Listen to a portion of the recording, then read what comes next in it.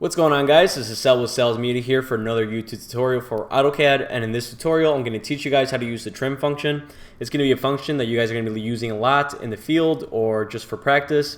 Literally anything that you draw is going to have intersecting lines, so you can go ahead and use the trim function to trim whatever you want. It's really easy. Literally all you got to do is hit the word trim on your keyboard, enter 2 times, and go ahead and hover over any area where there's a line or there's a arc. You can see that it's going to trim on anything that intersects, and literally if you hit the left on your mouse, you can go ahead and click and finalize your option, and it's literally just that easy. It's not that hard, but it's definitely something that you guys are going to be using a lot. I use it a lot in my field. And that's about it. I hope you guys enjoyed this video. Go ahead and give me a big thumbs up and a subscribe if you guys like this video and want to watch more. Have a good one, guys. Peace.